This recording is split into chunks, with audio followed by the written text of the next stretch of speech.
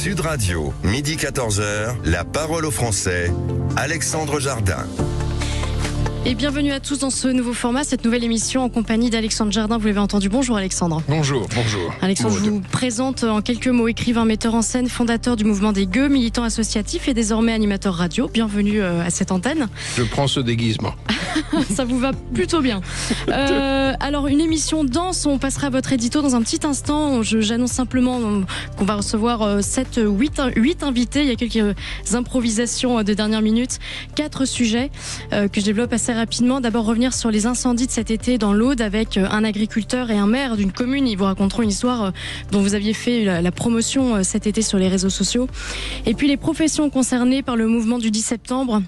Toutes les difficultés, toutes les solutions à apporter à divers métiers dont on parlera dans un instant avec notamment le porte-parole de la coordination rurale Patrick Legras et Jean-Vincent Chantreau, secrétaire général de l'Union française des pêcheurs artisans. On parlera ensuite d'une profession sévèrement touchée par l'augmentation des prix de l'énergie, entre autres les boulangers, avec le témoignage poignant d'une boulangère justement parisienne qui risque de mettre la clé sous la porte.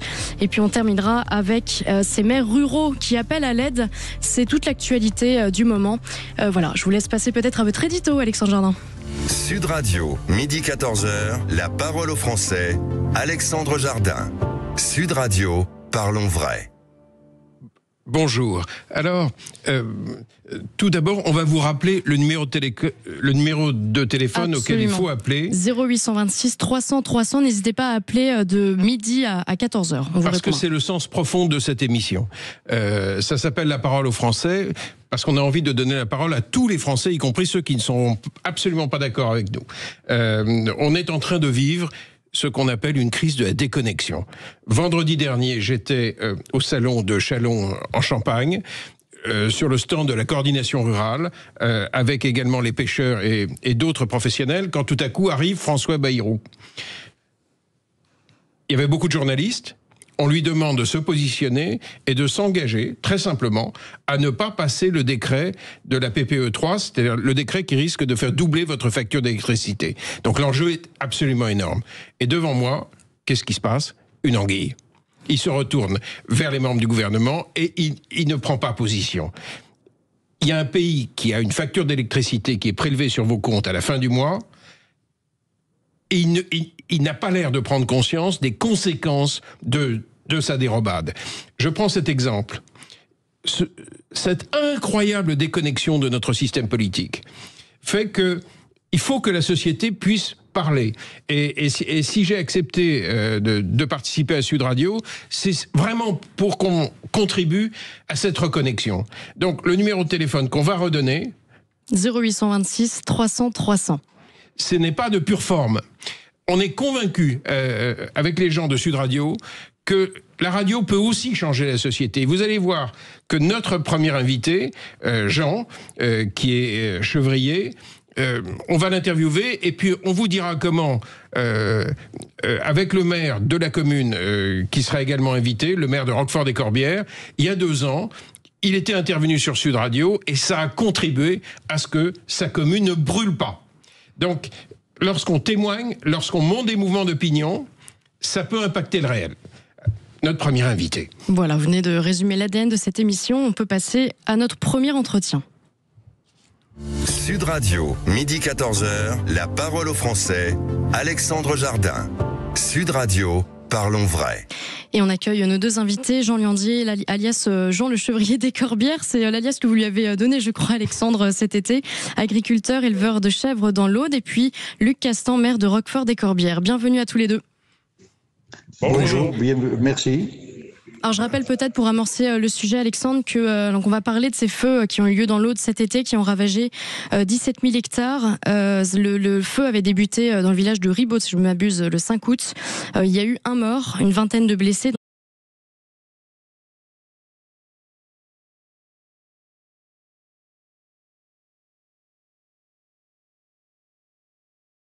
Vous allez nous raconter, Alexandre, avec vos 2 invités. Bonjour Jean. Jean Liandier, vous êtes en direct ? Oui. Début août, je vous croise dans la rue, je sors mon téléphone, je vous interviewe, et vous allez me raconter ce que vous m'avez dit. C'est parti ensuite sur les réseaux sociaux. Sur ma page Facebook, ça fait 1,5 million de vues. Ensuite, vous avez refait des reportages sur les réseaux. Des millions et des millions, ça a été le grand phénomène de l'été sur les réseaux sociaux, de gens ont compris ce que vous allez dire. On est à la fin de l'été, j'aimerais que l'été prochain, on ne brûle pas, parce qu'on entend des gens comme vous. Quelle est votre conclusion, Jean ? Alors voilà, le jour où on s'est rencontrés à Roquefort-des-Corbières, j'ai dû évacuer les chèvres dans la nuit. Les pompiers nous avaient averti que le feu allait arriver sur Roquefort-des-Corbières dans les 30 minutes qui suivaient son appel. Alors j'ai dit, on va chercher les chèvres avec tous les villageois. On les a descendus au village, sur le terrain de rugby. Et voilà comment ça s'est passé. Et après, je suis remonté dans la garrigue voir comment ça se passait. Et j'ai rencontré un commandant de pompiers des Bouches-du-Rhône. Et là, il me dit, j'ai été surpris, il me dit, c'est vous qui avez mis les chèvres ici. Et j'ai dit, oui, là, je les avais là, les chèvres. Elle me dit, on vous remercie du fond du cœur parce que c'est le feu, on a pu le stopper là par rapport à ce que vous avez fait. Le feu n'a pas pu passer au sol déjà, et nous, on a pu mettre les camions et tout pour arrêter le feu, dû à mes chèvres qui n'avaient pâturé sur cet endroit-là. Vous êtes en train de dire que la présence animale dans les garrigues, c'est ce qui va nous aider dans les années à venir à ne pas brûler. C'est bien ça ? Oui, alors le pastoralisme, que ça soit avec des chèvres, des brebis, des ânes, n'importe quoi, plus il y en aura dans les garrigues, moins ça brûlera. On nettoie le sol, c'est-à-dire que au sol, le feu ne pourra plus passer. Le pastoralisme, nous, on n'a rien contre l'ONF, on n'a rien contre les écolos, on n'a rien du tout. Ce qu'on veut, c'est que on veut pouvoir pâturer dans ces garrigues, justement pour éviter que le feu progresse trop vite. Ensuite, vous êtes allé faire avec votre téléphone un reportage pour montrer les zones où le feu a été arrêté. Et tous les réseaux sociaux ont pu voir ces images, des zones brûlées, et tout à coup, il y a eu un pare-feu, parce que, tout simplement, vous étiez passé avec les chèvres, et on voyait que juste à l'endroit où vous étiez passé, ça n'avait pas cramé. Donc, est-ce que vous vous attendiez à une césure aussi nette ? Parce que c'était extrêmement visible sur les images. Non, quand on voit le feu, parce que quand on a vu arriver le feu, ça avait des flammes quand même de 30 mètres de haut, et j'ai été stupéfait parce que quand je suis arrivé sur la zone où le feu s'est arrêté, j'ai été surpris, Et il s'est arrêté net, juste à l'endroit où j'avais les chèvres. Le sol a pu brûler légèrement, mais pas beaucoup, mais il a pu progresser à partir de là, Alors, comment est-ce que vous expliquez, c'est tellement évident, ce que vous dites, comment est-ce que vous expliquez que les pouvoirs publics s'opposent encore à la présence des animaux dans les garrigues ? Ça semble complètement délirant, mais complètement délirant à tout le monde. Comment c'est possible ? Comment c'est possible ? Alors, c'est une loi qui date de Napoléon. C'est extraordinaire. Et personne ne veut... Les chèvres ne sont pas admises dans les garrigues. Pourquoi ? Parce que les chèvres mangent tout. Alors que c'est pas vrai. On est des professionnels. On sait ce qu'on doit faire et on sait ce qu'on ne doit pas faire. On va pas laisser un troupeau pâturer dans les forêts au même endroit pendant 24 heures, c'est pas possible. Il faut qu'on nettoie juste ce qu'il y a à nettoyer. On va pas tout esquinter. C'est vrai que les chèvres mangent tout. Mais au niveau du sud, il faut laisser faire les chèvres et les brebis. Ça, c'est impératif. Que dans le Jura, dans les Vosges ou n'importe, peu importe. Mais au sud, maintenant, vu le climat qu'il y a, il faut nettoyer les sols des garrigues. Impératif. Maintenant, si vous avez pu intervenir dans la commune de Roquefort-des-Corbières, on a en ligne le maire de Roquefort-des-Corbières. C'est aussi parce qu'il s'est battu il y a 2 ans. Et il s'est battu contre l'ONF, il s'est battu contre les pouvoirs publics, de manière à forcer la main, de manière à ce que votre troupeau puisse venir. Qu'est-ce qui s'est passé il y a 2 ans, monsieur le maire ? Bonjour Alex. Ce qui s'est passé, je me suis battu, c'est un grand mot quand même. En fait, j'ai bénéficié de ton aide surtout. Ce qui s'est passé, c'est que je pensais que les responsables ne pouvaient ne pas être aussi bêtes. Je pensais qu'un préfet, qu'un haut fonctionnaire de l'ONF était capable de comprendre que pour arrêter un feu, il fallait supprimer le combustible. On ne veut pas déboiser, on ne voulait pas couper les arbres qui existent, on ne veut pas remettre le terrain à nu. Mais enfin, si on arrive à nettoyer le terrain, ce que font les chèvres très bien, les flammes ne peuvent pas circuler avec la même essence. Alors évidemment, de cime en cime, d'arbre en arbre, là c'est possible. Mais au sol, déjà, les pompiers peuvent intervenir beaucoup plus facilement. Alors... Et ensuite, il suffirait... Oui. Non, monsieur, je vous propose de poursuivre cet entretien dans un tout petit instant, juste après cette courte publicité. Et, chers auditeurs, n'hésitez pas à réagir en appelant le 0826 300 300. À tout de suite. Sud Radio, midi 14h, la parole aux Français, Alexandre Jardin. Et on reprend notre entretien avec nos deux invités, Jean Luandier, alias Jean le Chevrier des Corbières, agriculteur éleveur de chèvres dans l'Aude, et Luc Castan, maire de Roquefort des Corbières, dans l'Aude toujours. Et si vous souhaitez participer à cette émission, réagir 0826 300 300. Monsieur le maire, est-ce que vous êtes toujours avec nous ? Oui, évidemment. Oui.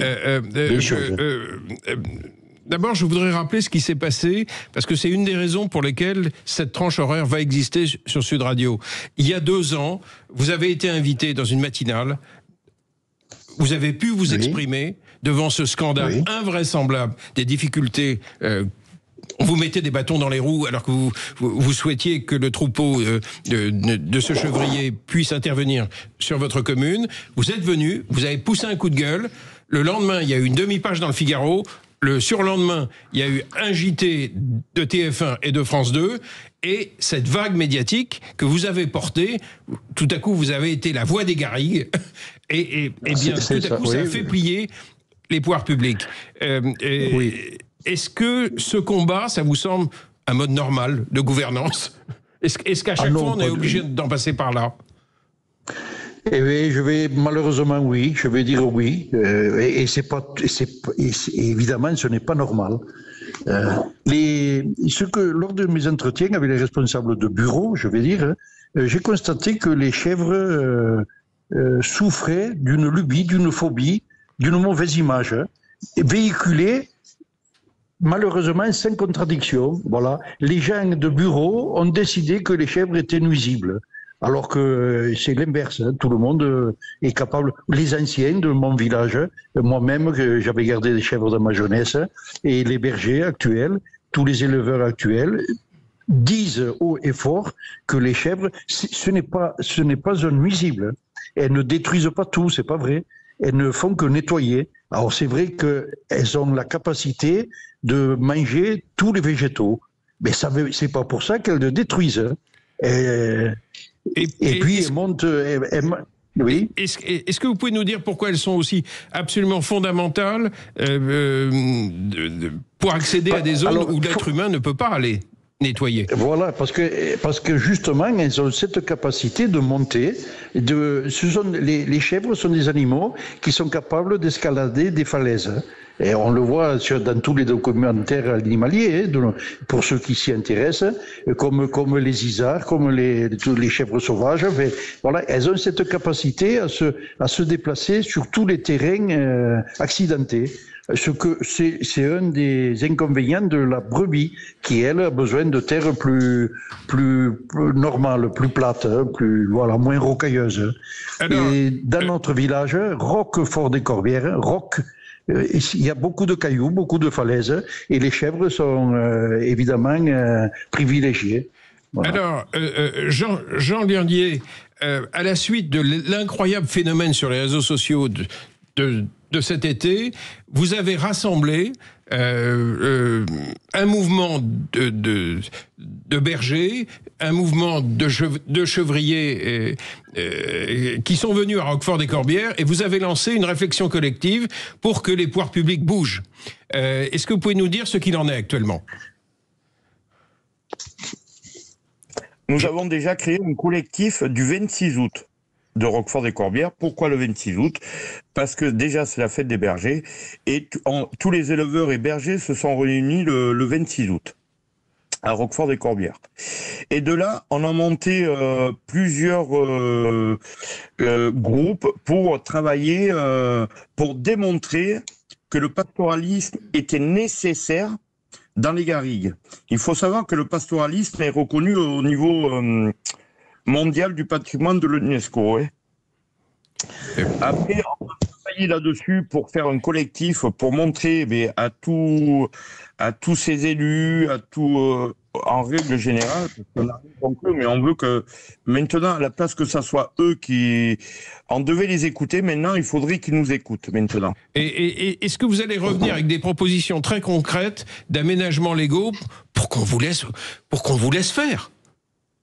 Oui, parce qu'on se regroupe là, plusieurs personnes, des éleveurs et tout ça.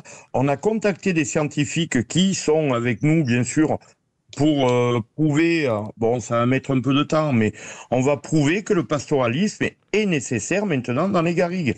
Que ça soit avec des chèvres, des vaches ou des brebis, on va le prouver. Et après, par rapport à ça, on va dire, voilà, aux élus, aux députés, à n'importe qui, que ceux qui veulent nous écouter viennent autour d'une table et qu'on en discute. À quel moment vous aurez des propositions très concrètes pour que le politique puisse bouger et à ce moment-là, on invitera les députés qui seront capables de porter ça à l'Assemblée, parce qu'il ne faut pas qu'on brûle l'été prochain. Oui, d'ici la fin du mois de septembre, on aura tout mis en place, je pense. On est plusieurs groupes à y travailler dessus. Et on va y arriver très rapidement. Mais après, on va mettre les choses au point.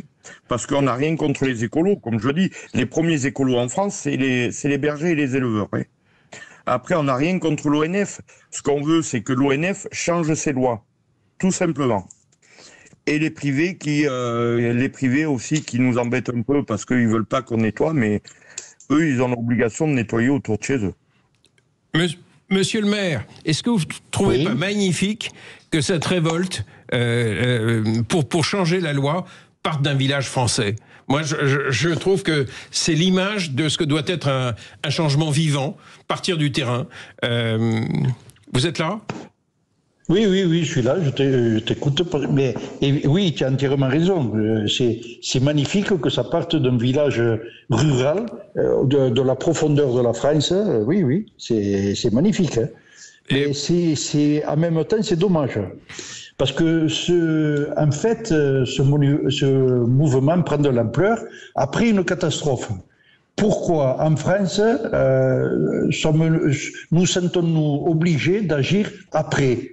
Pourquoi ne pas agir avant? Alors qu'il y a des décisions toutes simples à prendre et des acceptations toutes faciles à accepter. Je ne comprends pas cette situation. C'est absurde. Souvent, moi, je me présente souvent comme un cutéreux. Alors, dans l'oreille de certaines personnes, c'est péjoratif.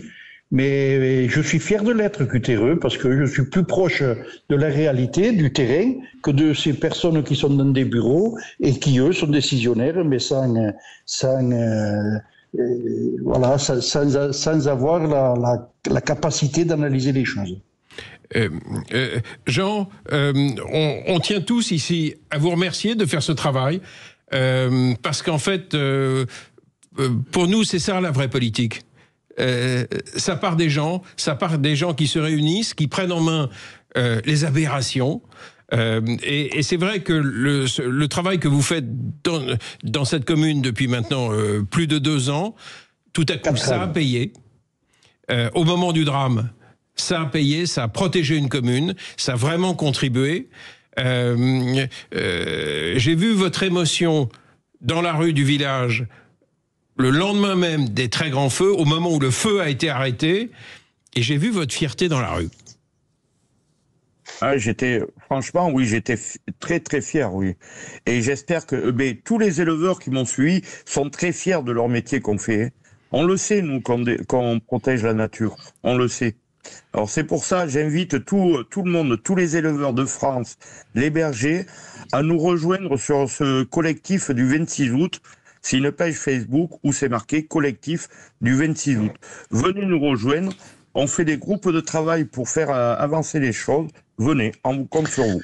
Et on demande aux auditeurs d'aller sur votre page, vous redonnez le nom. Il faut qu'on vous soutienne. Il faut qu'on soit un grand peuple qui se met debout tout seul. Vous pouvez redonner le nom de la page ? Alors, le nom de la page, c'est Collectif du 26 août. Voilà. Et après, la mienne, c'est Rove, Chèvre, Berger. Voilà. Merci à vous deux. Merci. Merci messieurs. Merci. On se retrouve juste après cette petite pause et n'hésitez pas, chers auditeurs, à appeler le 0826 300 300 pour réagir à cette émission. À tout de suite. Sud Radio, midi 14h, la parole aux Français, Alexandre Jardin. La mobilisation du 10 septembre arrive à grands pas et certaines professions tirent la sonnette d'alarme face aux normes aberrantes, au prix de l'énergie, à tout ce qui les oppresse. Pour en parler, on reçoit Patrick Legras, porte-parole de la coordination rurale, et dans un instant, Jean-Vincent Chantreau, secrétaire général de l'Union française des pêcheurs artisans. Alexandre. Bonjour Patrick Legras. On voulait à tout prix vous inviter parce que j'ai été extraordinairement choqué par l'évidence de votre revendication qu'on ne puisse pas importer en France des produits qui incorporent des substances interdites par nos agriculteurs. Parce que il y a un principe assez simple. Si on applique ça, si on laisse passer ça, en réalité, tous nos secteurs vont s'effondrer. Et qu'est-ce qui s'est passé pour que tout à coup, ça devienne, pour la coordination rurale, un cheval de bataille? Et puis après, vous nous parlerez de vos autres combats, parce qu'on est en pleine période de révolte des professions. Comme on a pu dire, ce traité du Mercosur, c'est le traité de trop. C'est-à-dire que depuis l'année dernière, puisqu'on avait rencontré M. Barnier, on savait qu'il allait passer. Et on espérait, enfin c'est ce qu'il nous avait dit, et on espérait que la raison, avec la pression quand même de l'ensemble des parlementaires et des consommateurs, aurait mis un point d'honneur à stopper ce traité quand même dont une grande partie des produits rentrent déjà en France. Et l'excuse aujourd'hui, puisque si j'ai bien compris, l'excuse des 15% de taxes avec les États-Unis fait qu'il faut sauter sur l'opportunité de ce traité pour l'Europe. Est-ce que ça veut dire, Patrick Legras, est-ce que ça veut dire que vont rentrer en France des produits dans lesquels on trouvera des substances interdites à nos agriculteurs? Alors Alexandre, je vais vous donner un scoop, puisque ce scoop, en fait, ça fait longtemps qu'on travaille, puisque samedi dernier, on a été dans une chaîne et on a pris des produits où il n'y avait pas la bonne traçabilité. Là, on va passer un cap supplémentaire où on va prendre des produits justement pour voir ce qu'il y a dedans. Et on va avec du beau monde, hein, c'est-à-dire de façon claire, par exemple avec des huissiers, on va prendre et on va analyser. Donc ça, on passe à l'étape supplémentaire parce que le but aujourd'hui, c'est vraiment de sauver les agriculteurs français et on ne voulait pas trop toucher à l'industrie parce que c'est aussi un moyen de faire travailler les gens et de redresser le pays. Mais à partir du moment où le gouvernement a décidé de flinguer le monde agricole, eh ben nous, on va se défendre avec ce qui est facile, c'est-à-dire qu'on a des normes en France qui sont une surtransposition aujourd'hui, puisqu'on veut plus de normes que l'Europe, mais plus de normes que tout le monde. Et bien, puisque c'est comme ça, on va montrer, en prenant des produits dans la grande distribution, ce que le gouvernement et nos administrés autorisent à donner sans aucune traçabilité. Est-ce que vous êtes en train de dire que les indications qui sont indiquées sur les paquets ne garantissent pas ce qui est dedans? Eh ben le directeur que l'on a vu, puisque c'est sur une vidéo, le directeur a reconnu qu'il y avait un manquement. Il n'a pas dit tromperie, mais qu'il allait. Et on lui a donné 15 jours, 3 semaines pour que ce manquement ou ces fausses informations, parce que nous, si on dit il y a manquement, il y a fausse information, soit revu. Et on doit justement avoir plus d'informations, mais on va aller beaucoup plus loin. On va prendre des produits, non seulement dans les magasins, mais dans des produits d'industriels, et on va faire analyser de A à Z, comme on est analysé sur nos fermes, pour voir si la traçabilité est complète. Donc oui, on va monter d'un cran à partir du moment où le gouvernement monte d'un cran contre les agriculteurs français. Mais pourquoi c'est à vous de faire ça? Ça devrait être le boulot de l'État. C'est incroyable. Alors, on va récupérer Patrick Legras dans un petit instant. Je crois qu'il y a des petits problèmes de connexion, mais en attendant, Jean-Vincent Chantreau est là, secrétaire général de l'Union française des pêcheurs artisans. Bonjour, monsieur. Oui, bonjour à tous. Bonjour Jean-Vincent Chantreau, vous représentez les pêcheurs et pourquoi est-ce que vous vous reconnaissez autant dans les difficultés de la coordination rurale? Parce qu'a priori ça semble un autre secteur et pourquoi est-ce que vous faites cause commune? Bien, écoutez, parce que nous faisons partie des forces vives de la nation, parce que nous participons à la souveraineté alimentaire de notre pays. Nous sommes pêcheurs artisans, nous apportons tous les jours au quotidien nos produits de la mer qui sont contrôlés, vérifiés, etc. Sur les marchés et malheureusement, eh bien, on se retrouve tout comme les agriculteurs confrontés à des importations massives qui ne sont pas ou peu contrôlées et tout cela crée des distorsions de concurrence inadmissibles. En fait, notre travail n'est aujourd'hui pas reconnu à sa juste valeur. C'est un métier qui est un métier à risque. Tous les jours, nous partons en mer pour alimenter la nation en produits frais. Et voilà. Je sais que vous vouliez parler de la crise du pouvoir d'achat. Avec votre inquiétude devant l'augmentation de la facture d'électricité. Bien évidemment. Alors, si vous voulez, la problématique de l'augmentation de la facture d'électricité concerne tous les citoyens, pêcheurs, agriculteurs et les citoyens ordinaires. Mais pour nous, cette politique pluriannuelle de l'énergie est pour nous une triple peine.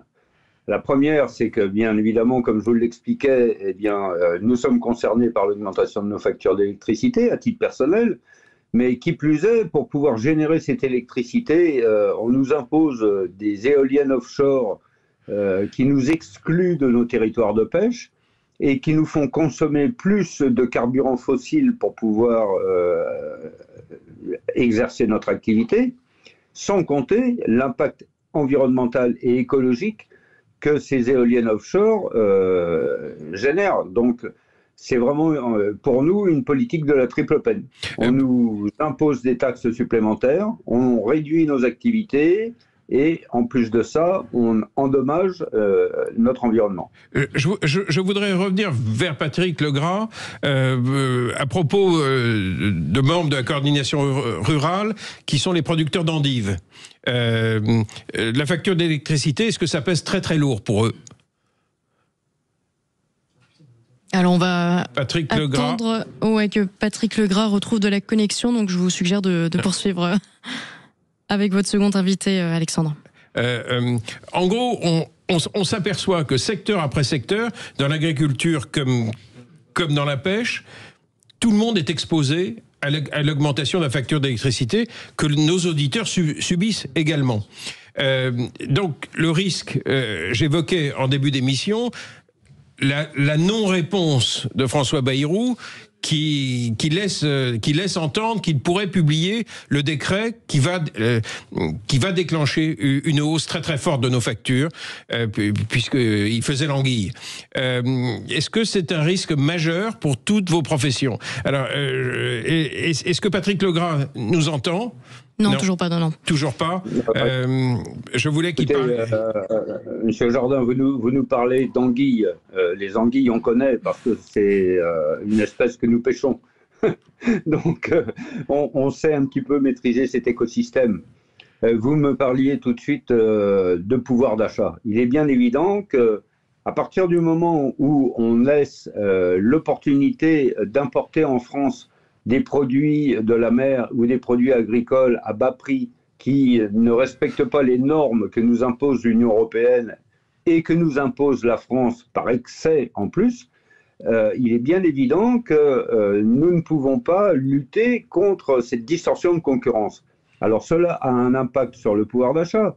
Tout euro que vous allez avoir et que tous les citoyens vont avoir en plus sur leur facture d'énergie est 1 euro en moins sur le pouvoir d'achat et sur la capacité des citoyens d'acheter des produits français qui respectent les normes que tout le monde souhaite. Et parmi les gens qui nous écoutent, n'hésitez pas à appeler. À réagir au 0826 300 300. Normalement, on a retrouvé Patrick Legras, donc qui passera par téléphone dans un petit instant. On aura le signe de la régie lorsque Patrick Legras, je rappelle qu'il est porte-parole de la coordination rurale, nous aura retrouvés. En attendant, Alexandre, on est toujours avec Jean-Vincent Chantreau, secrétaire général de l'Union française des pêcheurs artisans. Qu'est-ce que les pêcheurs artisans envisagent comme action ce mois-ci? Alors, écoutez, parce qu'à un moment, vous vous battez pour nous. Bien évidemment, mais on se bat pour l'ensemble de la population française, pour faire reconnaître le droit aux consommateurs français de consommer mieux, de manger mieux, et tout en respectant des normes. Alors, quel mouvement nous allons mettre en œuvre? Eh bien, nous en avons déjà initié quelques-uns. Le prochain va avoir lieu le 18 septembre lors des Assises de la mer. Nous allons, dans un premier temps, manifester massivement avec l'ensemble des pêcheurs artisans français à l'inauguration de ces Assises de la mer qui auront lieu à Boulogne-sur-Mer le 18 septembre. Et puis ensuite, nous allons le même jour fédérer notre mouvement avec la participation de la coordination rurale, la participation des industriels du froid, des industriels de la transformation, parce que c'est tout un secteur économique qui va être impacté par cette augmentation de l'énergie. Est-ce que vous êtes en train de dire que les secteurs sont en train de discuter pour prendre les choses en main au moment, en clair, où le politique déraille? Bien évidemment, il y a une prise de conscience collective qu'il n'est plus possible aujourd'hui de subir ces dictates qui proviennent de l'Union européenne et qui proviennent de l'État français, d'imposer des normes qui sont irréalistes et surtout de nous faire subir des charges qui remettent en péril à la fois nos activités, mais aussi les investissements à venir, et puis le droit et la possibilité de nos jeunes et futurs exploitants d'investir et de poursuivre cette activité traditionnelle. Patrick Legras. Non, justement, enfin, j'allais vous dire, je vous ai signe qu'on a le téléphone parce qu'on a un auditeur qui vient de nous appeler et je vous propose de lui donner la parole. Bien sûr. On donne la parole à Karim qui nous appelle des Mureaux. Oui, bonjour. Bonjour Karim, on vous écoute. Bonjour. Alors, j'avais une autre idée parce que moi je suis complètement pour la grève du 10 qui va arriver. Mais au-delà de ce petit moment qui va passer, du coup, c'est au quotidien, je pense que c'est à chacun de prendre conscience d'arrêter de la consommation, c'est-à-dire que tout ce qui est inutile, donc c'est à chacun de penser en soi-même ce qui est inutile, de stopper la consommation. Parce qu'à partir du moment où nous ne sommes pas rationnés, que nous avons la liberté d'acheter ce que l'on veut, c'est je pense, le moyen le plus efficace à long terme, sur toute une année, de créer une sorte de révolte. Et à mon sens, de se concentrer sur les produits de qualité. Tout à fait.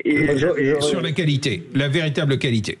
Jean-Vincent Chantreau. C'est au quotidien. Oui, j'aurais, si vous me permettez, une remarque à faire. Ce mouvement du 10 septembre qui propose à tout un chacun de rester chez soi, assis dans son canapé, à regarder défiler des mouvements politiques, c'est pas notre tasse de thé. Parce qu'on a vraiment l'impression de revivre un Covid bis.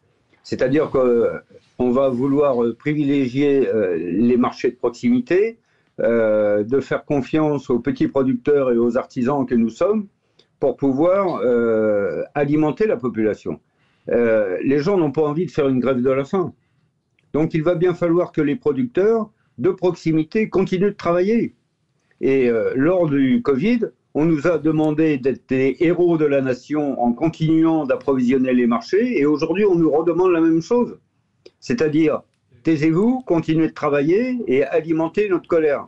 Eh bien non, cette colère, nous, on a envie de la partager, et on a envie de la partager pacifiquement, non pas en défilant dans les rues, mais en exposant concrètement nos problématiques, et surtout en étant force de proposition. Jean-Vincent Chantreau, merci. On vous retrouve dans un tout petit instant. Vous restez bien avec nous juste après cette petite pause. Et chers auditeurs, n'hésitez pas à réagir comme Karim, qu'on remercie très chaleureusement, en appelant le 0826 300 300. À tout de suite.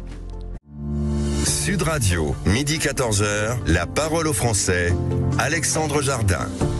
On poursuit cet entretien avec Patrick Legras qui nous a donc rejoint par téléphone et Jean-Vincent Chantreau, secrétaire général de l'Union française des pêcheurs artisans. Et on donnera la parole dans un instant à l'un de nos auditeurs, Denis, qui appelle de Périgueux. Alexandre, je vous laisse la parole. Patrick Legras, je rappelle qu'on est dans un contexte où vont peser de plus en plus de contraintes sur nos producteurs, alors que le système est ainsi fait qu'on laisse rentrer des produits qui intègrent des substances interdites en France. Dans ce contexte qui est quand même hallucinant, qui est d'un illogisme absolument incroyable, qu'est-ce que vous allez faire avec la coordination rurale pour mobiliser les populations ? Alors, dans un premier temps, il va falloir qu'on nous explique comment le bilan carbone, qui est une obligation et une volonté permanente pour les ministères de l'écologie, on peut vendre et on peut accepter le Mercosur. Ça, c'est le premier point. Le deuxième point, sur ce que l'on va faire, on va aider nos consommateurs, puisqu'on nous tire dessus, on va aider nos consommateurs à trouver des bons produits. Donc, pour trouver des bons produits, on va démontrer qu'il y en a des beaucoup moins bons que ce qui est marqué sur les emballages. D'où vos campagnes de test en magasin? Alors, on fait des campagnes de démonstration en magasin avec différentes chaînes. Et d'ailleurs, on aura, à mon avis, très rapidement des rendez-vous avec plusieurs directions. Ça, c'est dans un premier temps. Et dans un deuxième temps, on va également montrer que non seulement sur la traçabilité complète des produits, c'est-à-dire que sur les produits qu'on peut trouver, on a peut-être des produits transgéniques, on a peut-être des produits fortement traités, on a peut-être des produits avec des hormones, alors qu'ils sont strictement interdits en France et en Europe, les consommateurs les mangent. Donc je pense que ça va être très intéressant et évidemment, on va prendre une autre dimension sur la démonstration de la mauvaise foi de ce qu'on appelle une bonne traçabilité mondiale, parce qu'on a une traçabilité française, ça c'est certain. Donc on vous dit, je vais en profiter pour vous dire une chose. Aujourd'hui, un produit qui vient de n'importe où, s'il est conditionné en France, il peut avoir une marque produit français. Voilà. Et ça, on a demandé depuis des années de le supprimer. Et ça, par contre, l'Europe et la France sont tout à fait d'accord pour ne pas supprimer ces abus, ce qu'on appelle ces abus de normes. Parce que c'est pas du produit français, mais c'est mis en boîte ou c'est conditionné en France, donc c'est un produit français. C'est vraiment tromper le consommateur. Et ça, on ne supporte plus. Mais comment vous expliquez qu'une tromperie légale soit maintenue dans le système français? Parce que c'est vraiment une tromperie. Il faut demander à nos politiques, et ça, c'est pas nous qui décidons. Nous, on est mis devant le fait accompli. Alors, tant qu'on en vit, ça passe difficilement, mais ça passait. Maintenant qu'on n'en vit plus, si on nous emmerde, pour être clair, on va emmerder aussi ceux qui font n'importe quoi. Ce qui est logique, puisque l'État ne fait pas son boulot. Parce que c'est la première idée qui vient à l'esprit. On se dit, mais vous êtes en train de rendre un service public. Il faut tout ça se demander au service public. Aujourd'hui, je vais prendre un seul exemple. Nos produits qui rentrent de l'étranger, il y a des accords avec d'autres pays où au maximum en agriculture, 3% des produits peuvent être contrôlés. C'est des conventions. Donc on peut manger 97% de produits non aux normes, mais on a quand même 3% de contrôlés, mais pas plus.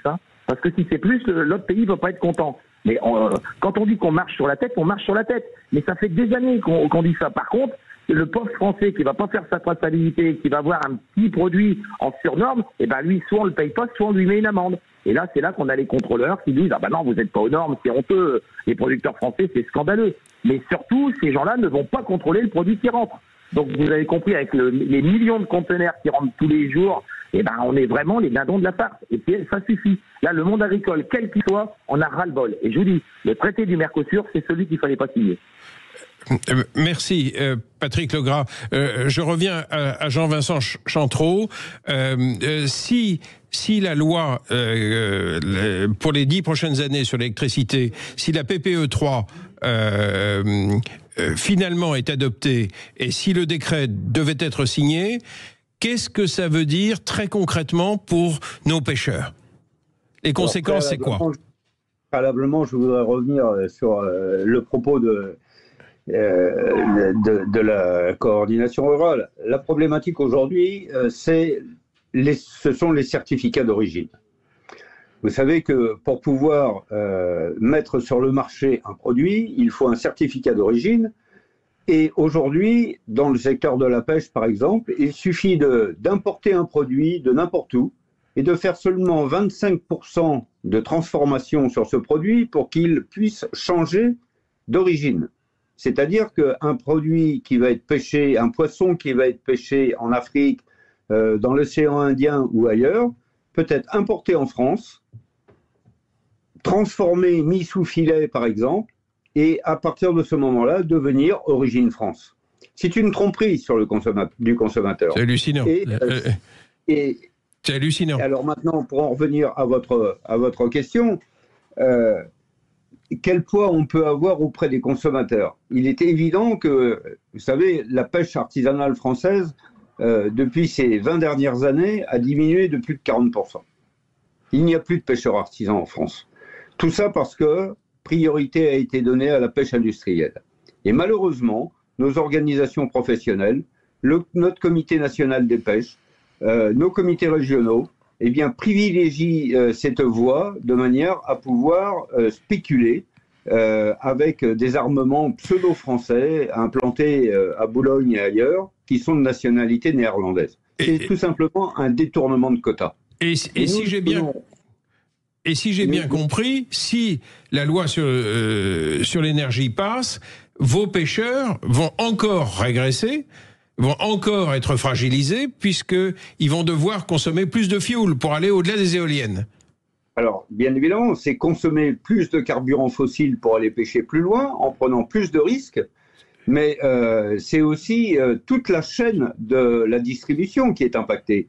Vous comprenez bien qu'un poisson, avant qu'il arrive dans votre assiette, il passe par des transporteurs routiers, il passe par des entrepôts de stockage frigorifiques, il passe par des structures de distribution qui, elles, consomment de l'énergie. Donc si cette énergie augmente, le prix de cette énergie augmente de manière irraisonnable, eh bien c'est une augmentation des prix. Donc on est pris dans un étau. D'un côté, une diminution du pouvoir d'achat des consommateurs à cause de cette surtaxe de l'énergie, et une augmentation des charges des producteurs et des distributeurs à cause de l'augmentation de leurs charges d'exploitation. Donc c'est sans issue.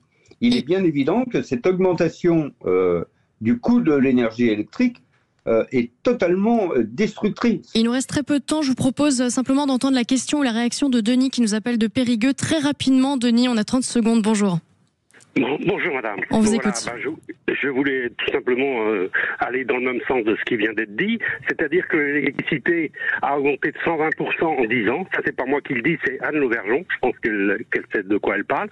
Et ensuite de ça, cette fameuse loi là qui parle, qui dit donc qui va être votée sur l'énergie, c'est 300 milliards d'euros qui ont été votés à l'Assemblée nationale pour augmenter le prix de l'énergie.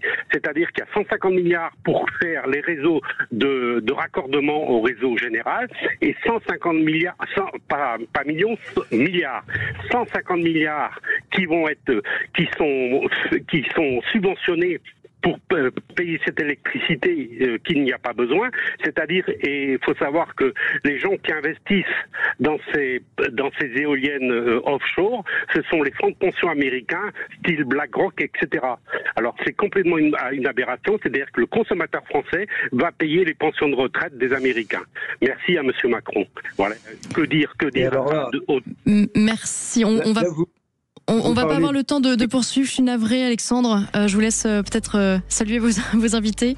On vous remercie pour vos témoignages. À un moment, cette émission est faite pour donner la parole à la France qui est maltraitée, qui n'est pas respectée, qui se bat, et qui se bat pour tout le monde. Et ce qui m'a incroyablement touché, c'est que les uns et les autres, vous partez d'une profession, mais vous battez pour nous. Merci à tous, merci Patrick Legras, Jean-Vincent Chantreau, merci à vous chers auditeurs, n'hésitez pas à réagir de nouveau 0826 300 300, à tout de suite après la pub. Sud-Est, Alexandre Jardin. Une autre profession sévèrement touchée par l'augmentation des prix de l'énergie, entre autres les boulangers. On en parle avec Dominique Enract, président de la Confédération nationale de la boulangerie-pâtisserie française. Et puis dans un instant, on retrouvera Sylvie de Bellemanière, boulangère à Paris, qui nous parlera de sa situation un petit peu extrême. Bonjour Dominique Enract. Vous êtes président de la Confédération nationale de la boulangerie-pâtisserie française et juste avant, on était en train de parler des effets de l'augmentation des factures d'électricité. Qu'est-ce que ça veut dire pour votre profession ? Écoutez, je crois que c'est vrai qu'on a subi depuis quelque temps des grosses crises au niveau de la boulangerie-pâtisserie. Pourquoi ? Parce qu'il y a eu déjà l'énergie qui a été là, bon, ça se tasse. Les prix sont revenus dans des choses correctes, mais ça a quand même laissé des très grosses cicatrices. Et ensuite, on a eu surtout aussi, là, maintenant, le problème des matières premières. C'est-à-dire que le beurre, les œufs, le sucre, tout ça a doublé. Donc, ce ne sont pas vraiment des augmentations qui sont neutres, hein, puisque on parle de 100% d'augmentation. Donc, c'est vrai que ça fait tout un tas de choses qui sont quand même très difficiles pour un boulanger aujourd'hui d'arriver à sortir de la rentabilité, en fait. Ah oui. Est-ce que ça veut dire que dans ce contexte, vous sortez quand même des chiffres très impressionnants, hein, pour n'importe quelle profession, tout à coup, on prend le bouillon, quoi. Donc, est-ce que dans ce contexte, si la PPE 3, la loi sur l'énergie, augmentait, était votée et passait dans les faits, et que le mouvement de hausse de l'électricité reprenait, est-ce que ça pourrait être fatal ? Je dirais pas fatal, mais déjà pour le moral des troupes, déjà de savoir qu'on a eu une période extrêmement compliquée. Hein, les boulangers semblaient paraître dans des stress énormes. Après, il y a eu cette vague qui est passée. Donc là, si l'électricité se mettait à réaugmenter, là, pour le coup, il faudrait voir, les aides mettre en place de façon à ce que l'énergie ne devienne pas quelque chose qui puisse aller jusqu'à fermer des entreprises. L'électricité, ça représente quoi en pourcentage pour un boulanger ? Alors écoutez, on était jadis, ça coûtait rien, c'était du bois. Après, on est passé au fioul électrique et tout, c'était quelque chose qui était 1,5 voire 2% du chiffre d'affaires. Et c'est vrai, quand on est passé dans la période compliquée, on était des entreprises qui allaient jusqu'à 10% du chiffre d'affaires. Donc c'était vraiment une augmentation qui était en plus jumelée à des charges qui sont existantes évidemment dans masse salariale, puisque c'est la plus grosse charge, mais aussi là, au niveau des matières premières sur lesquelles on a perdu 3, 4 ou 5 points. Donc on arrivait avec quelquefois des boulangers avec ces grosses consommations d'énergie, ils passaient leurs bénéfices, ils passaient leur investissement. Donc c'est quand même quelque chose qui était avant inexistant, était devenu vraiment important. On va prendre très bientôt Sylvie de Benmanière, une boulangère à Paris. Mais avant, je voudrais juste que vous nous disiez qu'est-ce que vous avez à demander aux Français qui nous écoutent ? Comment on peut vous aider ? Écoutez, la meilleure façon d'aider son boulanger, c'est d'aller acheter la baguette chez le boulanger. Pourquoi on voit aujourd'hui qu'il y a des promotions avec des baguettes vraiment à 30 centimes, qui sont des pains survitaminés et qui sont surgelés, où il n'y a pas de boulanger derrière. Vraiment, la meilleure façon pour un consommateur, c'est d'acheter régulièrement son pain chez le boulanger. Parce qu'il aura un produit de qualité, il fera marcher une filière, il sera bien reçu, il y a un accueil, un lien social. Et puis ici, il faut savoir que dès le moment où on ne prend plus le pain chez le boulanger, à un moment donné, il ferme. Et c'est vrai que cette proximité, vous savez qu'on est à 10 minutes en moyenne d'une boulangerie en France à pied. Et il y a une boulangerie pour 2000 habitants, ce qui est quand même envié dans le monde entier. C'est vrai que ce sont des lieux de vie, des lieux d'accueil sur lesquels on a des produits qui font marcher toute une filière, c'est-à-dire la meunerie, les agriculteurs pour le blé, mais aussi pour tous les produits qu'on utilise chez nous, fait maison. On va prendre en ligne Sylvie de Bellemanière, d'abord, qui a un nom magnifique et qui a donné son nom à sa boulangerie. Pour tout de suite rentrer dans un cas concret, j'ai vu sur les réseaux sociaux les difficultés que vous rencontrez. Tout d'abord, où est votre boulangerie exactement ? Bonjour, ma boulangerie se trouve au 5 rue de Turbigo, dans le 1er arrondissement, en fin de compte entre Étienne-Marcel et Saint-Eustache. Donc, je dis ça pour inciter tout le monde à y aller. Et vous avez été confronté à quel genre de difficultés pour qu'on comprenne très concrètement ce qui se passe ? Beaucoup de difficultés, mais ça s'est vraiment accentué au moment des JO où la clientèle n'était pas là, les Parisiens n'étaient pas là. Il y a eu le Covid et il y a eu tout ce qu'on connaît. nous, dans le quartier, entre le 1 et le 11 de la rue de Turbigo, on est vraiment les laissés pour compte du premier. On a l'impression d'être partout sauf dans le premier. Donc les JO, ça a été catastrophique. On a perdu beaucoup de chiffres. Alors évidemment, l'augmentation des matières premières, l'augmentation de l'électricité, les charges qui sont énormes et les loyers qui ont été augmentés de façon incroyable. Enfin, parce qu'il n'y a pas que moi qui le vis. Il y a beaucoup de commerçants. On voit à Paris tous les commerces qui ferment. Là, c'est vraiment insoutenable. On ne peut plus. On est obligé de supprimer du personnel. Travailler, moi je travaille 19 heures par jour et je produis, mais pour 3 personnes. Je ne sais pas si les gens du métier vont comprendre, mais je suis dans un état de fatigue, de surmenage, de psychologiquement d'une dureté. Mais voilà, alors je suis quelqu'un de très forte, donc je ne baisse pas les bras. Et moi, j'ai toute ma vie ici. Je n'ai rien d'autre que cette boulangerie, car je l'ai créée seule. Les JO, ça a été catastrophique. Dans la rue de Turbigo, on a eu des travaux, mais il y a des travaux partout dans Paris. On n'en peut plus des travaux. Les piétons passaient au compte-gouttes, les vélos ne passaient plus. Enfin, c'est vraiment catastrophique. Et en face de mon commerce, il y a ce fichu tunnel des Halles qui est envahi par le crack. Voilà, par des toxicomanes. Enfin, moi, je juge personne. Mais ce sont des gens qui viennent m'embêter et me pourrir la vie. Voilà, je vous le dis franchement, à longueur de journée. À longueur de journée. À 4 heures du matin, quand je fabrique mon pain, on cogne à ma porte.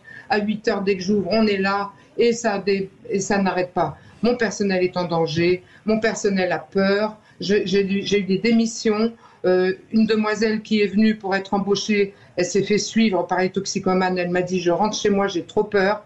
Enfin, c'est devenu, mais là, c'est une catastrophe, vraiment. Je suis sur le point de perdre toute ma vie de travail. Ça fait 23 ans que je crée des boulangeries seules. Voilà. Et votre boulangerie est directement menacée, là? Ah non, mais là, ma boulangerie, on vit dans un degré de dangerosité, mais jamais j'aurais pu imaginer, moi qui ai rêvé de Paris pendant 15 ans, vivre ça aujourd'hui. Ma vendeuse s'est fait frapper, moi je me fais voler mes macarons, je me fais voler mes sandwichs, je me fais insulter, menacer de mort. Enfin, je veux dire, c'est devenu, mais on n'est plus à Paris. On n'est plus à Paris. C'est sale, il y a des tags partout. Ça fait 10 ans que je demande ce trou des Halles qui est affreux. Faites-nous un street art, amenez-nous les touristes, ça va égayer. Non, on laisse faire les tags, on repeint toutes les semaines, on refait des tags. C'est monstrueux, on se croirait dans une zone, mais je sais même pas, c'est indescriptible de ce que je vois de ma fenêtre. Voilà, les clients ne veulent plus passer dans leur rue, ils ont peur. Ceux qui habitent là en peuvent plus, ils ne dorment plus la nuit tellement il y a de tapage nocturne. Les collègues se font cambrioler les uns après les autres. Enfin, Sylvie, j'imagine que vous avez été souvent en contact avec la mairie de Paris ou la mairie d'arrondissement au moins. Qu'est-ce qu'on vous répond lorsque vous évoquez toutes ces difficultés de sécurité, de fréquentation, d'agression? Enfin, il y a quand même beaucoup de choses là que vous venez de nous dire. Non, j'ai pas été souvent en contact avec la mairie de Paris et c'est bien le plus triste. D'ailleurs, je l'ai dit haut et fort. J'ai écrit, j'ai expliqué. On a essayé de les rencontrer, ils peuvent rien faire. Là, j'ai du retour. Alors, voilà, on arrive chez moi sans me prévenir. Moi, on ne prend pas rendez-vous. Moi, j'écris pendant 1 mois. J'envoie des courriers, j'ai aucune réponse. Là, on arrive chez moi, voilà, en catimini pour me dire attention, faites attention, faut pas trop parler aux médias parce que, oui, ça dérange. Donc, c'est vraiment anxiogène ce que je vis. Mais non, il n'y a pas de soutien, là, il n'y a rien. Il n'y a rien. On vous redonne la parole dans un instant, Sylvie. On attendra bien sûr la réaction aussi de Dominique Enrec dans un petit instant, juste après la publicité. Merci beaucoup en tout cas d'avoir accepté notre invitation, d'être avec nous. Merci. Et on vous redonne la parole dans 2 minutes. Merci. La parole aux Français, Alexandre Jardin. Je rappelle à nos auditeurs que nous sommes en direct avec Dominique Enrac, président de la Confédération nationale de la boulangerie-pâtisserie française, et Sylvie de Bellemanière qui nous appelle de Paris, de sa boulangerie, et qui vient de nous, si vous étiez avec nous, chers auditeurs, qui vient nous raconter toutes les misères auxquelles elle fait face, problèmes d'insécurité, de clientèle. Sylvie, ce que je vous propose, ce qu'on vous propose avec Alexandre, c'est que on va appeler la mairie de Paris, de notre côté aussi, on va se renseigner sur votre situation, sur la situation du quartier, et puis on vous donne rendez-vous la semaine prochaine dans l'émission à la même heure si ça vous va. Comme ça on vous fera un retour de ce qu'on aura pu obtenir comme information et si possible comme solution. Voilà. Et puis on invite vous êtes 5 rue de Turbigo dans le premier arrondissement. Tous les auditeurs à venir, à être solidaires avec vous. On invite également les hôteliers, les restaurateurs à venir vous voir, à faire des partenariats avec vous. À un moment, essayons d'être une société un peu solidaire. Voilà, donc on se voit physiquement dans les studios de Sud. Vendredi prochain. Avec plaisir. Et puis, Dominique Enrac, vous êtes, je le rappelle, président de la Confédération nationale de la boulangerie-pâtisserie française. Un témoignage comme ça, je suppose qu'il n'est pas isolé. Quand on gère une fédération comme ça, au fond, est-ce qu'il y a uniquement des problèmes de boulangerie, ou tout à coup, vous devez encaisser l'ensemble d'une société ? Écoutez, c'est un sujet que déjà je connais bien Sylvie de Bellemanière puisque j'ai présidé le syndicat de Paris et donc je connais bien son emplacement et aussi ses problèmes. C'est vrai que c'est un quartier des Halles qui est pas facile là dans ce recoin, mais qui a en plus une valeur locative, on le dit, elle a une augmentation de loyer. Alors, savoir que les loyers sont quand même plafonnés dans les commerces. Et ça, il faut bien se renseigner au syndicat si le propriétaire qui est abusif peut ne pas dépasser les bornes. Alors ensuite, au niveau des JO, quelque chose d'important, je ne sais pas si elle sait, mais il y a eu quand même un fonds qui a été mis pour indemniser les commerçants qui ont perdu du chiffre d'affaires pendant les Jeux Olympiques et en préparation des Jeux Olympiques. Et ce qui fait que j'ai même mis un boulanger là-bas qui fait partie de cette commission et qui peut défendre tout à fait ces pertes de chiffre d'affaires. Alors après, c'est vrai que localement, il y a quand même des problèmes. Là, ça peut être les problèmes des travaux, mais je l'ai aussi en province. Quelquefois, ils font des travaux sur 6 mois et j'ai vu des boulangeries perdre 40% de leur chiffre d'affaires. Alors, quelquefois, il y a des indemnisations via les chambres des métiers, via les départements, mais il faut toujours se bagarrer pour avoir vraiment ces indemnisations. Après, il y a aussi d'autres problèmes, par exemple, dans des villes moyennes ou petites villes, où on a bloqué les centres-villes, mis des sens interdits, pas pouvoir se stationner. Ce qu'il faut savoir que on fait pas 500 mètres à pied pour aller chercher une baguette. Donc là, quelquefois, quand vous n'autorisez pas en province les voitures de pouvoir accéder, eh bien finalement, vous avez plus de commerce, quoi. Le type ne prend pas sa voiture, ne va pas chercher une tranche de jambon une demi-heure à pied. Donc ça, c'est pas possible. C'est vrai qu'il faut que les villes, les centres-villes, etc., s'ils veulent développer le commerce de proximité, qui est quand même une richesse pour tous les consommateurs, eh ben c'est super important. Sinon après tout le monde se retrouve en voiture dans les banlieues, ou dans les ronds-points, aller acheter ses courses. Et il n'y a plus de vie dans les villages. Moi je vois une ville pas loin d'où je suis né. C'était une ville très animée. Maintenant il n'y a plus rien dans les centres-villes. Ils ont dégagé les cinémas dans les banlieues, dans la proche banlieue, on peut dire, de cette ville de 30 000 habitants. Il n'y a plus de cinéma, il n'y a plus de brasserie, il n'y a plus de commerce. Et c'est des commerces qui sont en friche, donc il faut faire très très attention quand on veut avoir ces zones à faible émission avec lesquelles on se promène à pied. Mais après, il n'y a plus que quelques touristes le week-end et il n'y a plus de vie. Et en plus, les gens ne veulent pas rester dans ces villes où il n'y a pas de commerce. Vous êtes en train de dire qu'il faut qu'on trouve un nouvel équilibre entre la voiture et la vie.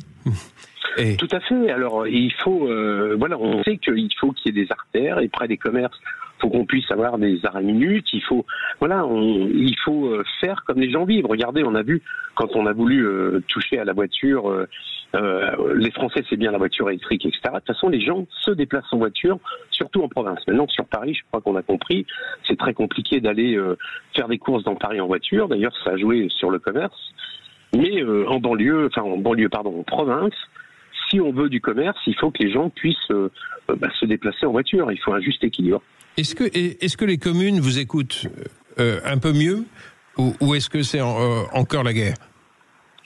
Écoutez, on a quand même, on a le salle des maires sur lesquels, au niveau de l'UDP, Union des professions de proximité avec la CGAD, on expose, on met du pain, on fait des dégustes et on a des liens avec eux.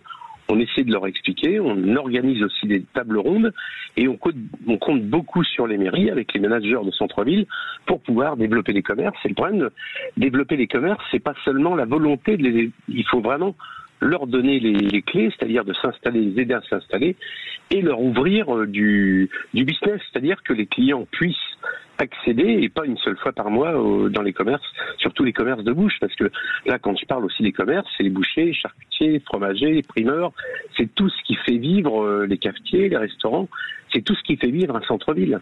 Et c'est vraiment la richesse. Regardez, quand on parle quelquefois dans des endroits touristiques, on dit, oui, c'est sympa, on peut aller boire un verre, manger une glace. Ça, c'est la richesse d'un village. Après, si on n'a plus de commerce, on peut plus y accéder, on n'a plus que le bruit du vent et des voitures, c'est d'un triste. D'ailleurs, Eric Schmitt nous disait, un village sans boulangerie, c'est un village moribond. Je vais dans votre sens pour rappeler que la lutte contre les ZFE, le mouvement des gueux est né dans une boulangerie. Le 31 décembre dernier, le centre de mon village, tout à coup, il y avait un homme qui disait qu'à partir du lendemain, il ne pouvait plus aller récupérer ses enfants dans une ZFE parce qu'il n'avait pas la bonne voiture.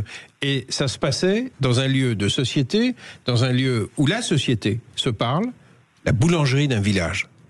Donc on voit bien que vous représentez beaucoup plus qu'un commerce. Vous représentez un lieu, dans les villages, un lieu de parole. Un lieu de vie. C'est là où la société se fait. Est-ce que...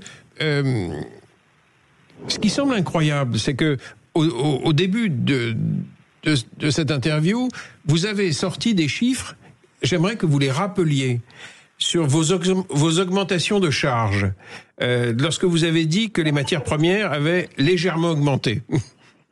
Oui, c'est plus que légèrement, parce que en fait, on l'a publié. Vous avez les œufs qui ont doublé, le beurre qui est plus que doublé, puisque là on arrive dans une crise. On espère qu'on va pas en manquer en fin d'année. Le sucre avait doublé, là ça ralentit un petit peu. Maintenant on rattaque une autre crise. Mais le chocolat c'était x3, monté jusqu'à x5. Donc on a vraiment toutes ces matières premières. C'est vrai qu'on n'a pas été gâtés, donc on a pu essayer de passer ces augmentations, les mettre sur des prix, mais on veut rester comme tous nos commerces de proximité quand même encore attractifs. Donc on ne peut pas non plus complètement répercuter les augmentations. Donc on essaie de rester des commerces qui soient, nous les commerces en boulangerie, et tout ça c'est des choses de tous les jours. Donc il ne faut pas que nos produits deviennent des produits de luxe qu'on prend une fois de temps en temps.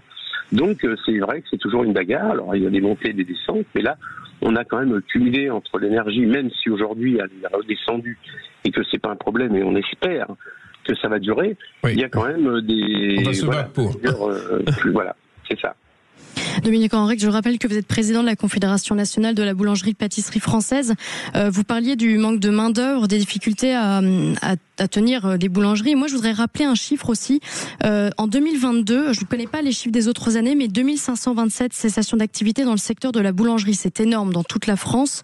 Parmi ces fermetures, on compte un tiers, voire la moitié de faillites, selon les sources. Et dans les villages, parce qu'on peut en parler, vous disiez justement, Alexandre, que le mouvement des gueux est né dans une boulangerie, dans votre village. Dans les villages, il y a énormément de commerces qui ferment. Alors, j'ai pas les chiffres sous les yeux, mais c'est colossal. On fait comment aussi pour permettre aux boulangers, aux apprentis boulangers de s'installer dans les villages? Comment on fait pour les encourager? Il y a le même sujet pour les déserts médicaux, on pourra en parler aussi. D'ailleurs, il y avait une politique envisagée pour obliger les médecins à venir s'installer dans les villages. Vous, qu'est-ce que vous suggéreriez pour encourager les boulangers à sortir des villes, justement, et aller dans les villages? Oui, alors c'est vrai qu'il y a quand même 200 fermetures. Bon, même si on a 34 000 boulangeries, il y en a quand même 200 qui ferment par mois et 250 qui ouvrent, mais avec des chaînes. Il y a quand même encore des artisans qui se réinstallent, mais pas toujours dans les petits villages.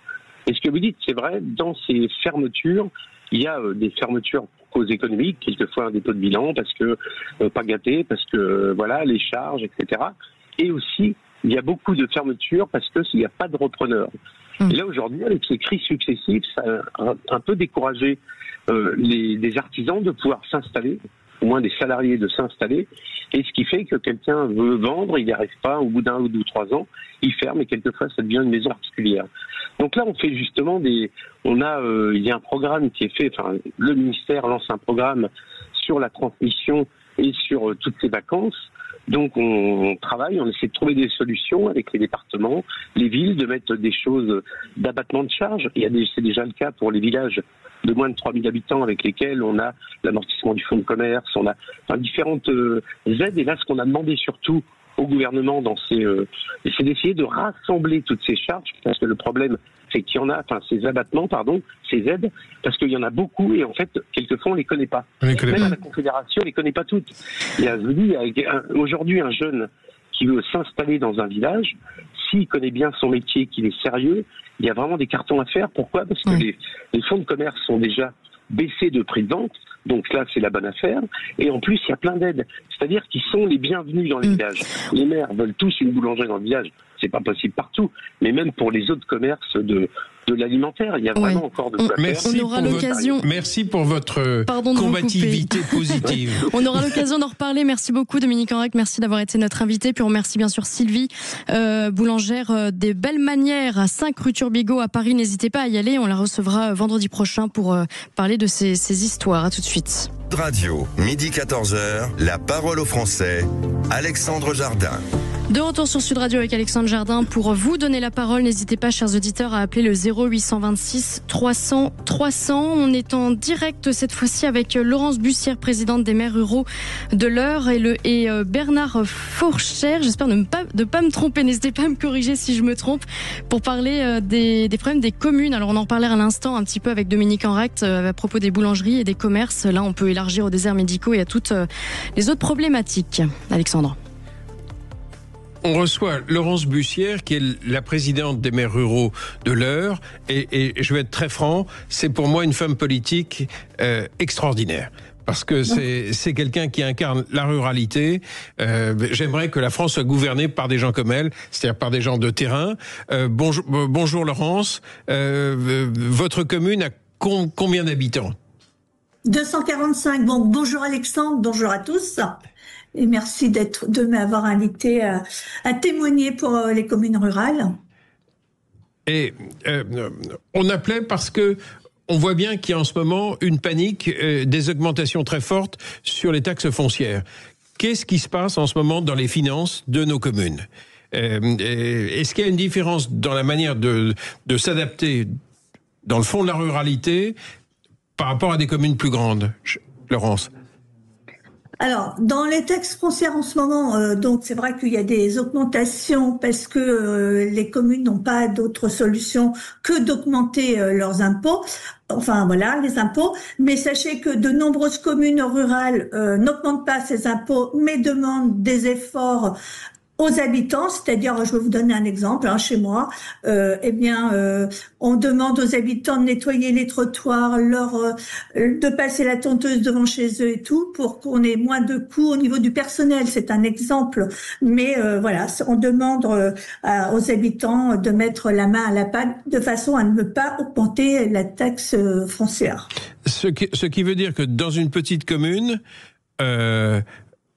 on va se débrouiller sans l'argent, parce que, parlons clair, la misère est beaucoup plus grande. Oui, tout à fait. Et puis, il faut savoir qu'aujourd'hui, avec la dotation globale, un habitant urbain, il vaut 120 € et un habitant de campagne, 60 €. C'est-à-dire que par habitant, les communes rurales ont 60 €. Et donc, c'est un manque à gagner. On estime que on vaut autant que les autres. On aimerait être à l'égalité républicaine. Alors, je voudrais que vous répétiez les chiffres, parce que les Français le savent absolument pas. Mais en France, un rural, ça vaut la moitié d'un urbain. C'est hallucinant, c'est un scandale républicain. Vous payez des impôts comme nous tous, et pour l'État, la dotation globale de fonctionnement, on va demander à monsieur le maire, à Bernard, de nous expliquer ce que c'est pour sa propre commune. Mais comment un scandale pareil a pu perdurer ? Comment est-ce qu'on peut traiter la ruralité en leur disant en disant aux gens, vous valez la moitié des gens des villes. Enfin, ça semble tellement extraordinaire, j'ai l'impression que personne ne le sait. Alors c'est quelque chose qu'on vit tous les jours, et nos collègues maires des villes comme dans notre coin, Cerquigny, Brionne, etc., eux touchent le double et nous disent oui, mais on a des frais de centralité.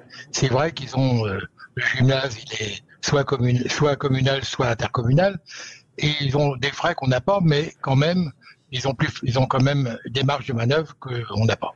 Mais Laurence Bussière, est-ce que vous n'avez pas des charges de ruralité ? Ben bien sûr que si. Le fuel, l'électricité, on la paye comme tout le monde et au même prix que les autres. Donc voilà, c'est une égalité qu'on perçoit sans arrêt.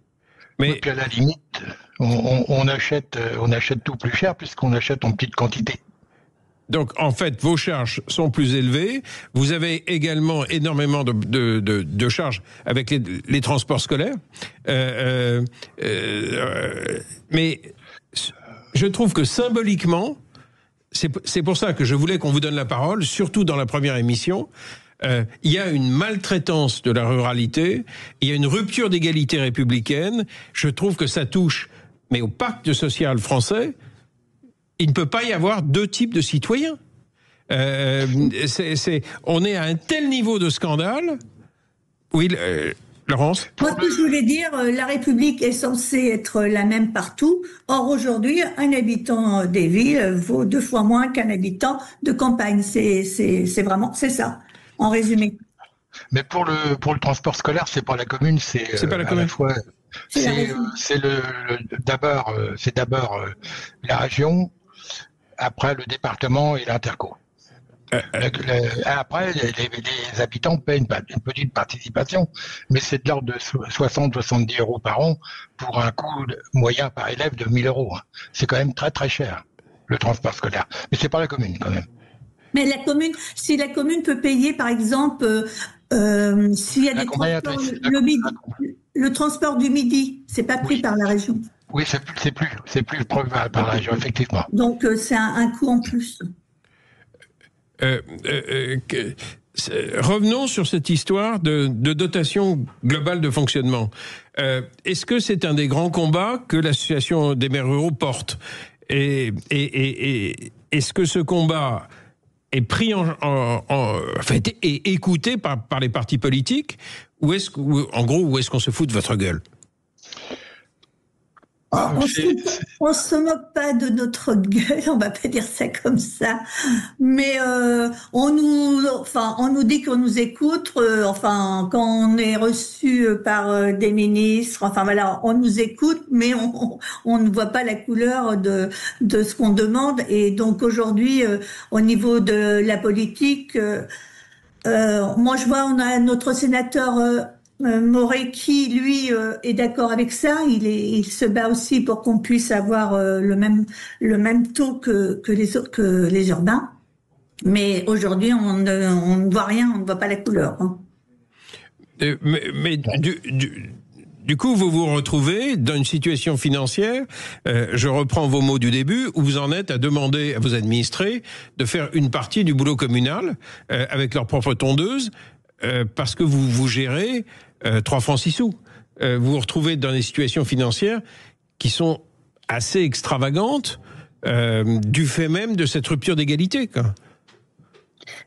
Oui, tout à fait, mais bon, voilà, on a toujours, moi, depuis que je suis maire en 2009, on a toujours géré comme ça, on essaye de faire des économies, voilà, et puis, si vous voulez, au niveau des subventions, c'est souvent pour les grosses communes. Enfin, maintenant, il y a eu un changement parce que maintenant, il y a la parole préfet et les maires, et donc on est beaucoup plus entendu au niveau des préfectures. Ça, faut le souligner parce qu'il y a quelques. Enfin, moi, je me rappelle à mon premier mandat, c'était pas le cas, mais là, actuellement, on peut dire des choses, mais quand il y a des choses qui sont faites et qui sont bien, il faut le dire aussi que actuellement la relation avec les préfets et sous-préfets est vraiment très bien, et quand on a des difficultés, on peut en parler, on peut voir, mais moi ce que je vois, c'est que au niveau des des demandes, des projets qu'on peut avoir. La préfecture, la DETR, on peut en avoir, mais on ne peut pas faire nos projets qu'avec de la DETR. On demande des projets faits, avec le département, le conseil départemental, et là, ça devient de plus en plus difficile pour nous, les petites communes. On donne plus aux grandes communes. Ou alors, après, il y a une histoire d'étiquette politique. Moi, je sais que je me suis battue. J'ai un appartement au-dessus de ma mairie. Ça fait plus de 20 ans qu'il est insalubre. Et donc là, j'ai demandé de faire des logements pour les vifs, pour les familles, pour les violences faites aux femmes. Je me suis battue pendant 1 an et demi pour avoir des subventions mais vraiment battue, hein, et à un moment j'ai failli tout laisser tomber. Aujourd'hui, ça va avoir, les travaux vont commencer, mais franchement, il faut en vouloir, hein, parce que c'est passé du temps et on s'épuise.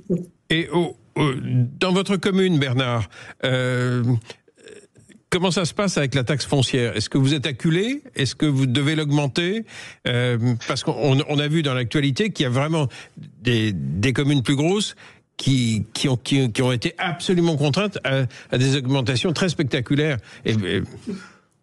Oui, alors par rapport à Laurence, qui était effectivement une excellente présidente, alors je reviens à ce que vous avez dit tout à l'heure, elle est excellente. Elle motive les troupes, quand on voit le nombre d'adhérents par rapport à avant, c'est une certitude. Alors par contre, moi j'ai pas le même problème que Laurence parce que ma commune a plus que doublé. Donc en fait, on a plus de contribuables.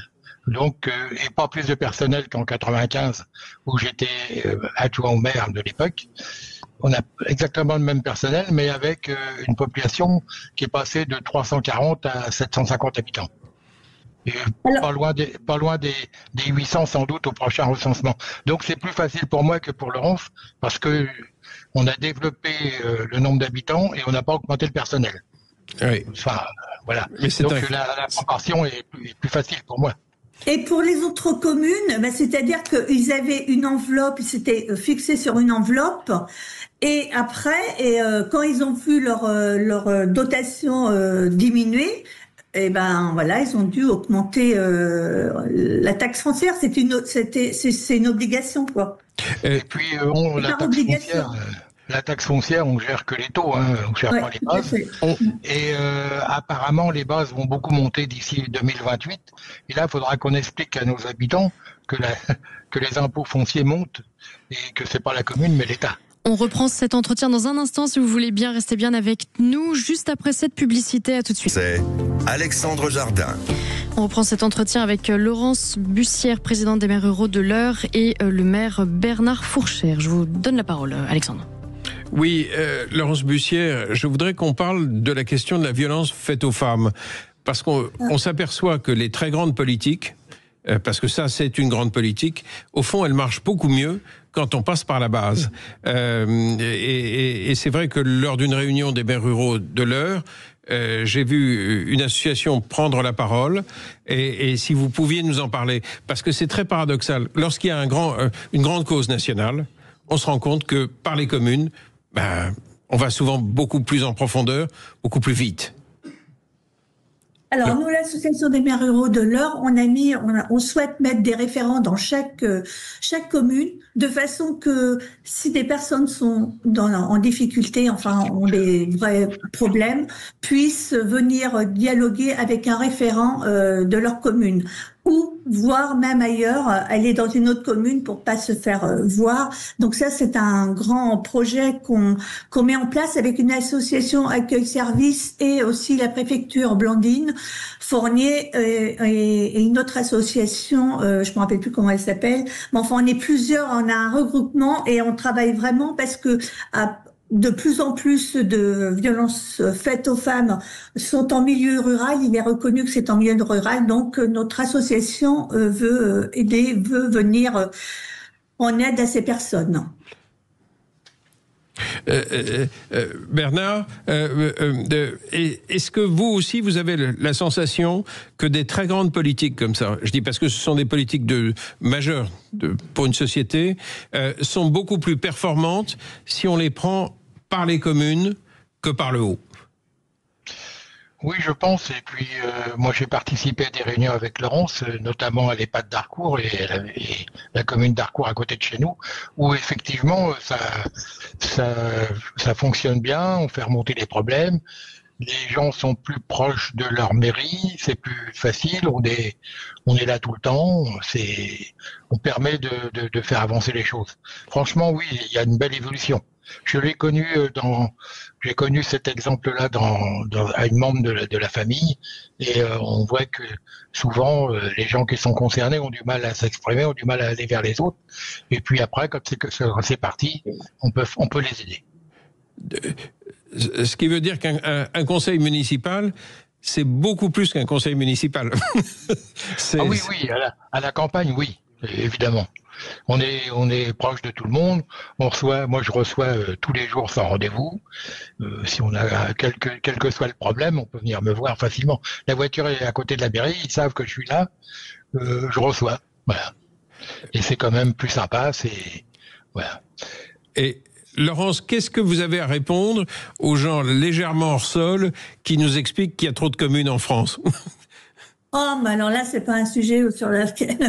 Non, il n'y a pas trop de communes. Heureusement que nous sommes là pour pouvoir écouter nos citoyens et pouvoir répondre aussi à leurs demandes. Et puis aussi, voilà, pour les violences faites aux femmes, heureusement nous sommes là pour pouvoir accueillir les personnes en difficulté, enfin, et travailler aussi avec de nombreuses associations de terrain, parce que on n'est pas... On gère, mais grâce aussi à des associations de terrain. Moi, je vois l'AVED, Accueil Service, le CIDFF. On travaille tous ensemble pour nos citoyens, et c'est super important qu'on puisse avoir nos communes rurales puissent répondre aux demandes, et c'est super important. Est-ce que dans les élections à venir, vous avez une crise des vocations, ou est-ce que, je parle pas seulement de votre département, mais au niveau national, on a vu qu'il y avait eu beaucoup de démissions de maires au cours des dernières années. Est-ce que vous pensez qu'on aura aux prochaines élections suffisamment de citoyens candidats? C'est vrai, il y a eu beaucoup de démissions. Il y a eu beaucoup de violences verbales et choses, et il y a eu un ras-le-bol et tout. Moi-même, à un moment, j'ai eu un moment où j'avais envie de m'arrêter, mais bon. Vous ne pouvez pas le faire. Faut pas le faire. Non, mais bon, on prend beaucoup sur soi. C'est quand même pas tous les jours facile d'être mère. Mais il y a quand même on a quelques problèmes avec quelques citoyens, mais ils sont pas tous comme ça. Il y a quand même des super citoyens, et on est ravis d'être leur mère. Mais j'ai perdu le fil de ce que je voulais dire. Je vais reprendre avec Bernard. Qu'est-ce que vous avez à dire aux gens qui nous écoutent pour qu'aux prochaines élections municipales, les gens s'engagent? Déjà, il faut... Pourquoi humainement il faut faire ça? Déjà, il faut aimer son village pour avoir envie de le faire.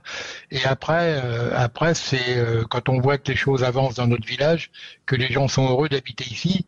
Quand je vois, nous, par exemple, avec mon prédécesseur, et maintenant on a doublé la population, c'est parce qu'on a rendu service, on a amélioré le cadre de vie, on a fait des choses pour qu'on ait envie de rester à la campagne, d'y vivre, et puis de s'épanouir. Et il y a des associations qui travaillent bien, et sans eux, rien ne se passe. C'est un ensemble. Si bon soit les élus, il faut un monde associatif qui fonctionne bien. En clair, vous êtes en train de dire tous les deux que le bonheur passe par l'engagement communal. Oui. Ça rend heureux, quoi. Ça rend heureux, oui. Bon, moi, je suis élu depuis 1995, ça fait loin. Enfin, j'étais adjoint, je suis encore là, c'est que quelque part, j'aime bien. Et ma compagne dit que si je me représentais pas, elle disait ça la dernière fois, s'il se représente pas, il va être taciturne dans les maisons, autant qu'il fasse ce qui lui plaît, et tout ira bien. Et pourquoi vous tenez, Laurence?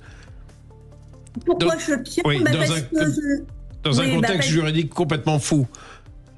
Parce que j'aime, je crois que je suis peut-être un peu folle aussi, parce qu'on aime ce qu'on fait et on a toujours plein d'idées. Enfin, on est comme toi, Alexandre, tu as toujours des idées qui te viennent comme ça et nous, c'est pareil. Quand on dit on va faire ci, on va faire ça et puis voilà, on est parti et puis on nous arrête plus. Et donc c'est pour ça, moi, quand on me dit qu'il y aura de moins en moins de maires, mais si à la fin, les maires se représentent parce que ils sont tellement envie de faire plein de choses que c'est difficile d'arrêter parfois. Merci de terminer avec de l'optimisme dans une société qui est tendue, qui est incroyablement déconnectée, où la dotation globale, je le rappelle, pour les ruraux, est la moitié de ce que l'État donne pour un urbain, ce qui est un pur scandale républicain. On arrive à la fin de l'émission. On arrive au terme de cette émission. Merci à tous, merci à vous, chers auditeurs, de nous avoir écoutés, suivis, d'avoir réagi aussi au 0826 300 300. On se retrouve la semaine prochaine. Je vous laisse conclure, Alexandre. On va essayer tous les vendredis de faire parler une société que vous n'entendez pas ailleurs, que vous n'entendez souvent pas sur les grands médias, de faire parler aussi la France qui a des accents. Il y avait beaucoup de monde aujourd'hui qui avait des accents. Il n'y a pas que l'accent parisien. Dans un instant, votre rendez-vous avec Brigitte Lay. Et nous, on se retrouve donc la semaine prochaine, même jour, même heure. À très vite et bon après-midi à tous.